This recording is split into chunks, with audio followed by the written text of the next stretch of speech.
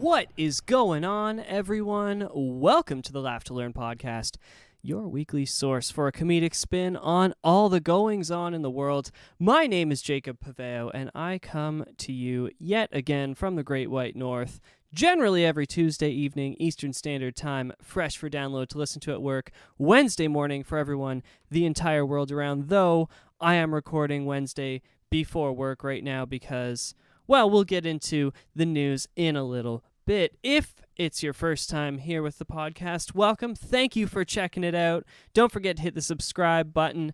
And I hope you enjoy what's in store. Also, for those of you who are listening right now, don't forget to share the podcast by taking a screenshot on your phone and sharing it on Instagram, and you can tag either myself or the podcast, both links of which are included in the description for the show. And don't forget to follow us, both accounts, on Instagram. I hope to see everyone continue to interact. It's really fun to see. This week was another tough one in racial relations, as yet another unarmed person was shot in the back 7 times by police. Of course, we need to talk about this, and I've also decided to lighten the podcast with some hopeful information about animals being rediscovered after being listed as extinct for many decades. Honestly, that's what this podcast was going to be about, but then the police went and killed someone. So that's the reason for the delay in the podcast. I'm still not sure exactly what I'm going to talk about with it because I've done this, it feels like, so many times, but it needs to be done. It's something that has to be talked about. It's important to be talked about. So thank you guys for tuning in. You already know where you are because you clicked on the link. This is the Laugh to Learn podcast. Hey, check it out. It's the Laugh to Learn podcast.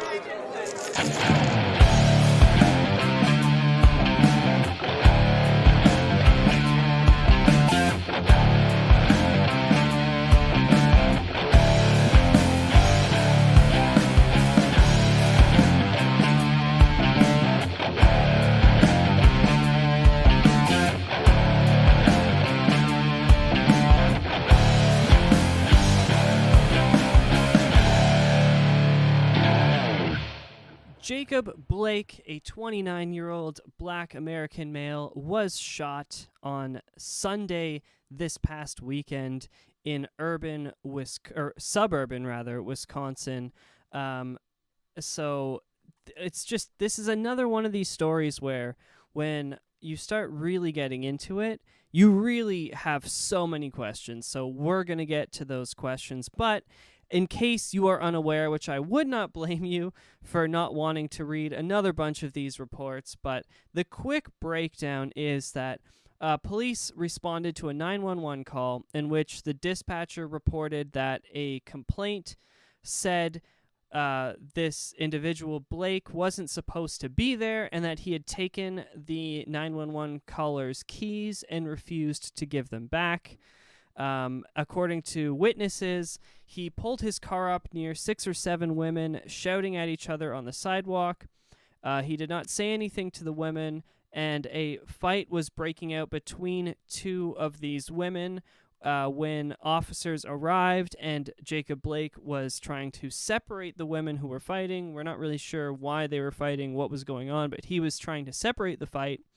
At this point, he tried to walk back to his vehicle, and officers attempted to subdue him and tased him. And a bystander who also recorded one of the videos of the incident says that police were yelling at him to drop the knife, though this bystander and many others, including official reports, say that he was completely unarmed. So after an initial scuffle, he got away, went to the driver's side of his vehicle, was followed by 2 officers who had guns drawn. The nearest officer to him grabbed him by the shirt, and as he attempted to lean into his car, unloaded his gun on him, firing what they're saying is at least, but I'm pretty sure we know now it's for sure, 7 shots into the man's back. he was hit by 4 of the 7 bullets, and his 3 sons were in the vehicle, which means 3 of 7 bullets missed a man who was about a foot and a half away from an officer and went into his vehicle with 3 young children sitting inside. Now, there are reports going out now that he has also been charged, though not convicted, with a sexual crime on a minor. Essentially what it is it's third degree. It's a third degree sexual assault or something like that. And what it is it's a charge specifically meant for an individual who has consenting sex with someone between the ages of 14 and 16, which means they can't legally consent to it. And it is a felony, and that is one of the charges that has been brought up against him. Now, the thing is, it doesn't matter. It doesn't matter if he had just gone through and killed 45 people and was walking back to his car. If you are no threat to police, they are not allowed to shoot you. Now, luckily, he is still alive, and it appears that he has non-fatal injuries, but he is currently completely paralyzed from the waist down. Doctors have said they're not sure if it's permanent or not, but his father has, and his mother as well, but his father spoke just yesterday evening and said that one of the bullets did penetrate his spinal cord and that it is severe damage. So hopefully this man will be able to walk again, but I mean, we there's no knowing. He's also had a significant portion of his stomach and colon removed because of gunshot wounds. And the other bullet, so one damaged his stomach, one his colon, one his spine, the other went through his arm. And yeah, this is an officer from like a foot and a half away. You can watch it on video. The officer's holding his shirt, so how far are you? And he missed 3 of 7 shots. I mean, there's so much about this that you just want to slap somebody. But this happened August 23rd, which was just this past Sunday at 5 p.m. or 5:10 p.m. is the official time of the incident in Kenosha, Wisconsin, which is like suburban Wisconsin. Now, the problem here, honestly, is that every police officer in the world, really, but especially in the United States, has to know what they're being faced with. And by me saying that, I'm not saying that because there's a lot of protesters going on and whatnot, that cops should be just waiting to be murdered by someone. But every police officer knows what's going on in the world, and they all know that they need to start doing better. Every single one of them do. If there's an individual climbing into their vehicle with their back turned to you, they are of no threat. They're getting in a car where you know there are 3 children. For you to unload your weapon on that person's back when you have a hold of their shirt is and you know who they are, right? You have his license plate. The phone call, the 911 call was made specifically against him. You know who he is. You know why you're there.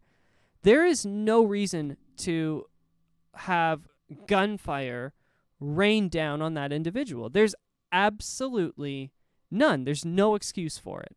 And there's no way that you can find an excuse for it, right? There really isn't. And one of the real problems that I have with society right now is that people are jumping to different conclusions in so many scenarios. And it's really easy to. It's really easy to sit here and say two things with this police shooting. That one, it's very clear that he was unarmed. It's easy to say that, but we actually don't know that for sure, right? He's climbing into his car. The police officer might say that he was grabbing for something, or you know what I mean? The second thing is that a lot of people are jumping to the conclusion that he raped a child, right? He had sex with a girl who is, assuming it's a girl, who is between the age of 14 and 16. That's rape. The police officer had every right to shoot him. Both of those scenarios don't matter. They don't matter, and I'm going to tell you why. If he was going for a gun, you're a police officer, two of you have your guns drawn on this individual. If he's going to turn around with a gun, you have plenty of time to kill him before he even has a chance to shoot you. You can wait until you see the gun. You have every opportunity to do that. And if you don't, if you're not that skilled with your weapon, you shouldn't be there. You shouldn't be a police officer. You shouldn't be holding that gun at the very least. Number two, the police officer is not the officer, the judge, and the jury, and the prosecution, and the warden, and everything else. You don't get to show up on scene and declare someone guilty. Now, when a police officer discharges their firearms, they are shooting to kill you.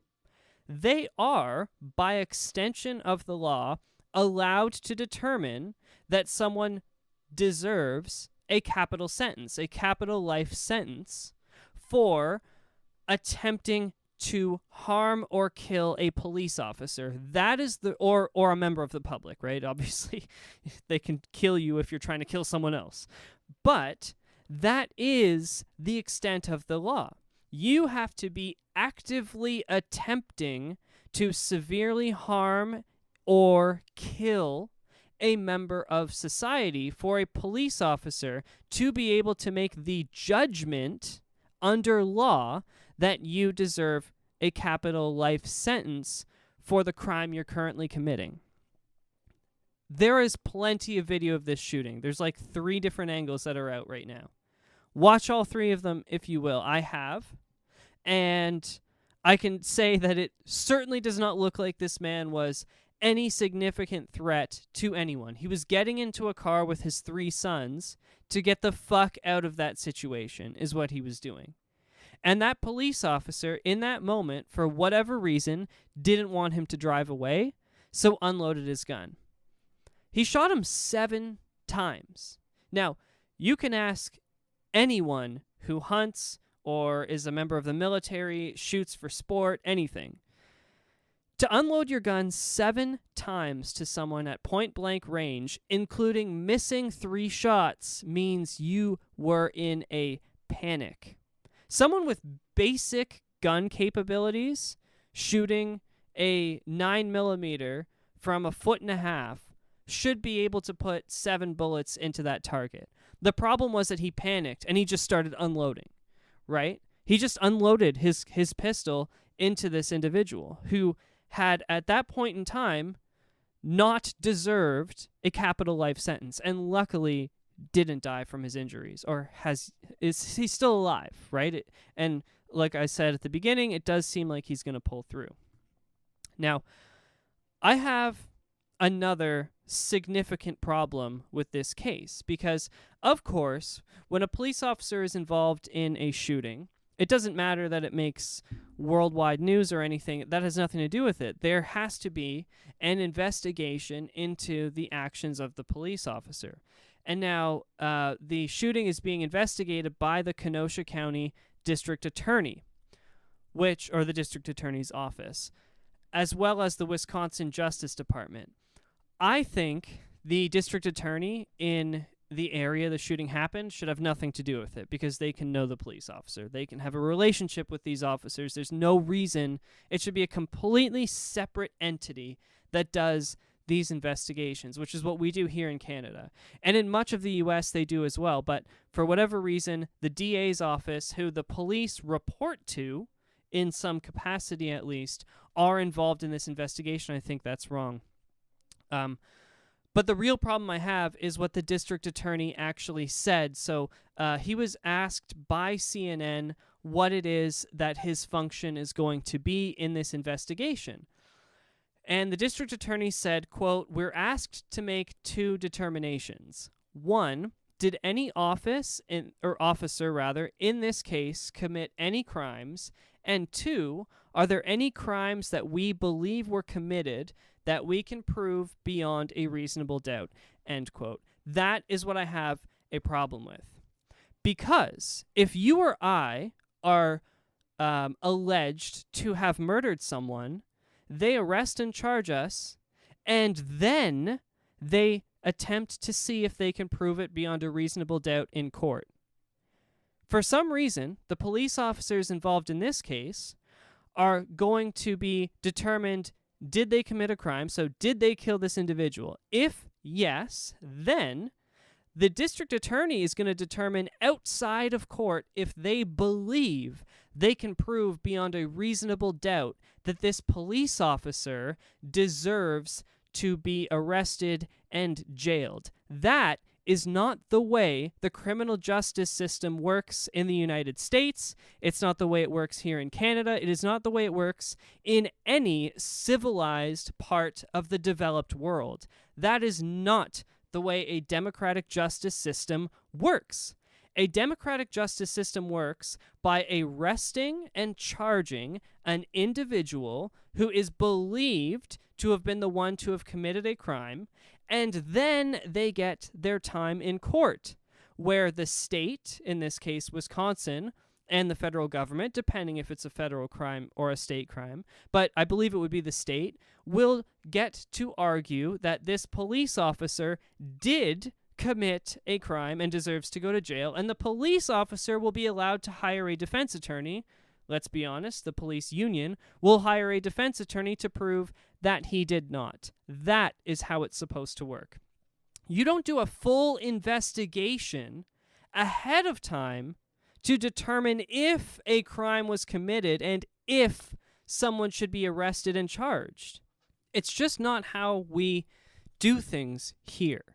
And when you hear Black Lives Matter marching for equality, honestly, and the reason I started my show by saying another individual rather than another black male was shot is because this goes above and beyond race for the issue that I wanted to make on today's episode.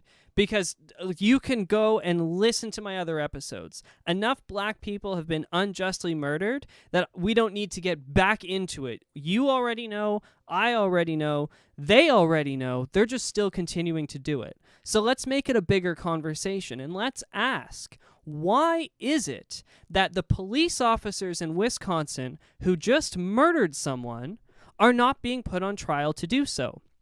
Why is it that when an officer kills someone, they don't go through the same process that we would go through if we killed someone? Because there are actual just reasons to kill someone. In the United States, even more so than Canada, right? If someone comes on my property in the United States of America, most of the United States of America, and I shoot that individual because they were stealing from me, that's a justified action.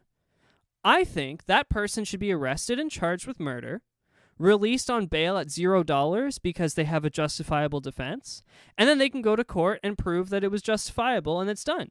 And I think these police officers, no matter what, if a cop shoots someone and it's like, you're the one that shot him, okay, we're placing you under arrest, you're out on bail, we don't even hold you, nothing like that, and we are going to investigate this as a murder, and you have to prove that we as the state have to prove that you did unjustly kill this person and you get to defend yourself.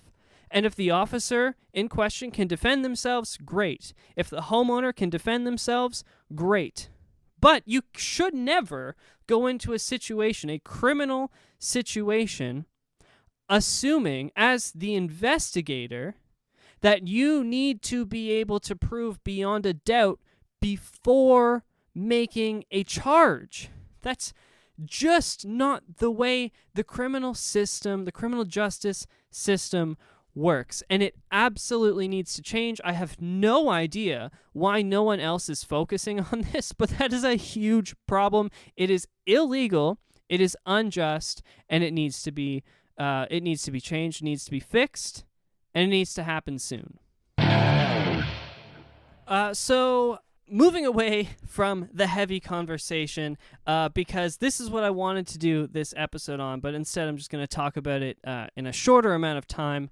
But this past week, I was put on to this story where an animal that was thought to be extinct for over 50 years, it was completely lost to science, was actually discovered. It's a story coming out of Somalia, and Yeah, actually, I think it was Senegal and Djibouti where they found it. But this is just an incredible story. So if you guys don't follow Forrest Gallant on Instagram, you absolutely should. The dude's been on every big podcast lately, or in the past year, I should say, not so much during COVID.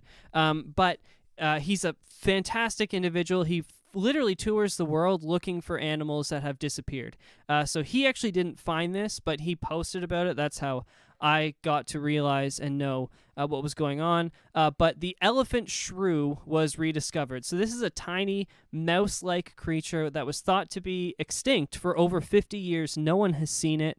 And it's actually what happened was someone they caught it in a little trap. There was a group of researchers and investigators that work with Duke University. They're actually the Lemur Center Research, or rather the Lemur Research Center. And I mean, ultimately, they just went out there to see if this thing still existed. They dropped a bunch of little traps on the ground with food for it, caught a bunch of random stuff, and then one day they went to look, and one was inside the trap. So they've now found a number of them, and they are working on determining exactly how many there are so that they can relist it, because it was listed as insufficient data, presumed extinct, but now they're going to determine how large the population is and try and save the animal. So it's really cool that this sort of stuff happens all the time. So while doing some research, I then wanted to know, okay, like what other species have been found that were thought to be extinct? So the reason that I started following Forrest Gallant was there was actually a tortoise in the Galapagos. Not the there's a famous tortoise that was discovered that they never found a second one of, and he's believed to be the last one. But Forrest Gallant actually climbed a volcano and found these tortoises, and was able to bring a male and female breeding pair to a zoo and revitalize the population. So that got me thinking that, along with them finding the shrew, what other creatures have they found recently that they thought were extinct for years? And you'll be surprised what some of them are. So number one on the list here that I pulled up for the purpose of this podcast is the New Guinea singing dog. And it's this adorable little dog. It's a wild dog, obviously, because if they're kept as pets, they wouldn't go extinct. And it had been more than 50 years since one was seen, until 2016, where a researcher came across an area where they had a ton of them. So they are about the size of a dingo, so like about the size of, a little larger than a Jack Russell sort of size dog. But they're known, the females actually sing, or it sounds like singing in the wild. So it's really cool. They were discovered, again, in a remote area of New Guinea, and there are a whole bunch of them there, so it is actively existing in society, and we didn't know about it for 50 years. And another cool thing on this list is the Kashmir musk deer. You may have seen pictures of these because it's like they also call it the vampire deer. It has these massive fangs coming out of its mouth. It's an awesome, awesome looking creature. But these are listed still as endangered because hunters target them, and they can actually sell the musk glands because they make perfume out of it, and it sells for $45,000 a kilo. So basically like elephant hunting, right? Not quite as profitable, but these things are actively targeted, unfortunately. They're native to Afghanistan, India, and Pakistan, but they had some sightings in 2009, and since then they've been tracking a small herd, but they haven't been seen in a while, unfortunately. Hopefully they're still out there, but it just goes to show you that these sorts of things can sort of come out of nowhere. And lastly, we're going to talk about the coelacanth, I believe, or coelacanth. So it's a fish that we had found fossils of, and we thought it had been extinct for over 66 million years. But the fossils that we had found were actually used in determining the process of evolution from creatures in the water to creatures on land, because it has fins on the bottom of its body, which it seems eventually would have evolved into legs. So we thought this thing had been extinct for 66 million years, because that's how old the fossils were that we discovered. Until in 1938, a South African museum curator who was on a fishing trawler saw them pull one out of the water, and the fishermen just killed it because they were like, oh, well, they see them all the time. And they're extremely rare because of how deep they live. But when you fish deep ocean, you see them all the time in your nets. So these things are actively living. We thought they were completely extinct for 66 million years. Next thing you know, one shows up. And nowadays, you can actually watch videos of people diving with them. They are at risk of extinction because of climate change and accidentally being caught in fishing nets. But it's absolutely incredible. We literally thought this creature was gone for like tens of millions of years. And next thing you know, boom, it's here. We find it all the time now. And so that's really cool. Now, as someone who is super into sort of animal preservation, and I used to have a reptile collection, and, you know, of course, everyone knows about Bennington, my beautiful black lab, who's lying on my bed staring at me right now. So I then wanted to go a little bit further to see, okay, what kind of animals are being actively tracked right now? Like, what do we think is gone that we're still looking for? So there's actually a company called Global Wildlife at globalwildlife.org.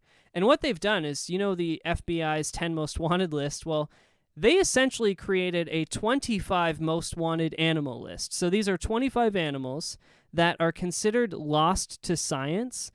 So we are basically waiting to identify them as extinct. I think an animal has to have disappeared for over 100 or 150 years, or we have to be certain that there are none of these left before we list them as extinct. Now, of these 25, they started this in 2018.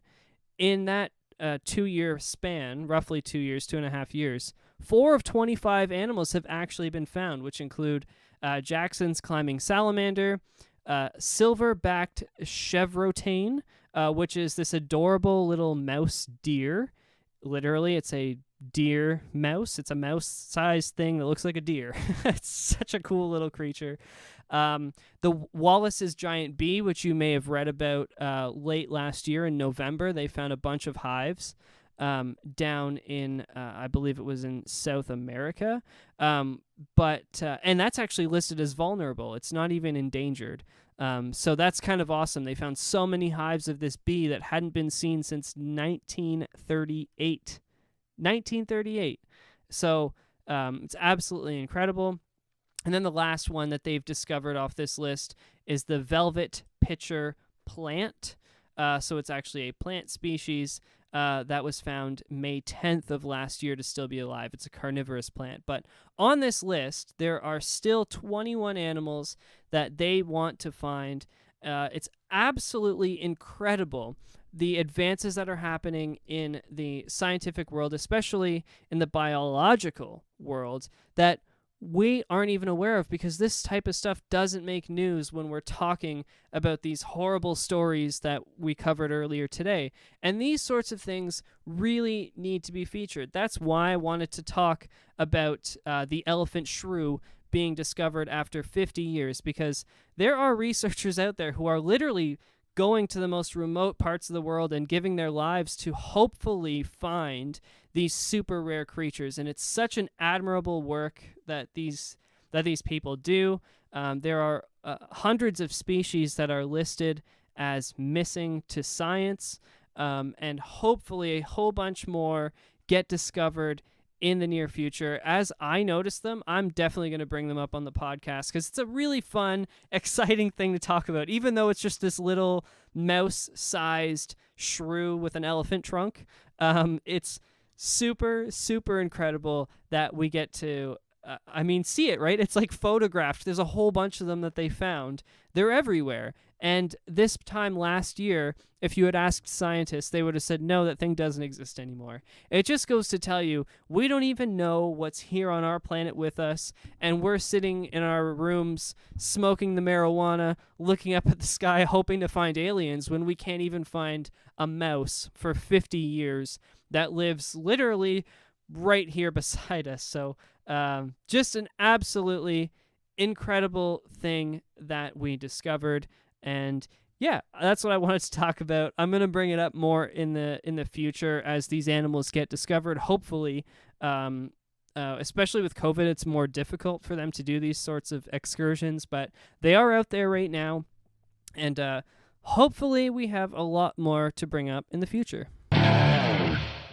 As we head out of the show today, I need to tell you guys about two Toronto-based entrepreneurs who this week revealed to the world their newest creation, which they say has taken over the men's fashion world. Actually, they don't say that. They're very realistic about it. But it is the one-shouldered brokini, and it has completely sold out, and they are awaiting more to be manufactured. That way they can continue to sell and make that money. Now, the only way I can describe this thing is that it's basically what Andre the Giant used to wear while wrestling, if you can picture that, except with a fancy design, and it's basically a bikini bottom attached to a single shoulder strap. Though the design has had many comparisons to that of Borat, the duo who created it claim it is not where they got their inspiration. Instead, they claim that they wanted more inventive, fun bathing suits for men to wear to bachelor parties, as they've attended a number in the last few years and have run out of unique ideas. Now, I don't know what kind of bachelor parties they've been attending, but someone needs to tell them that it's the strippers who are supposed to be taking their clothes off at bachelor parties, and they are definitely not going to be on my invite list. Thank you guys all for tuning in and watching. I encourage you to take these discussions with your friends and family in the real world or with me over on social media. Please don't forget, if you haven't yet, take a screenshot of the podcast playing on your phone and share it on your Instagram story to let all your friends and family know where you get your news every single week. Don't forget to hit subscribe if you haven't yet. I will see you all next week. Until next time, friends, keep washing your hands. Keep social distancing, keep wearing your masks, keep on avoiding police gunfire, because that's apparently something we have to do now. Keep on laughing, and keep on learning.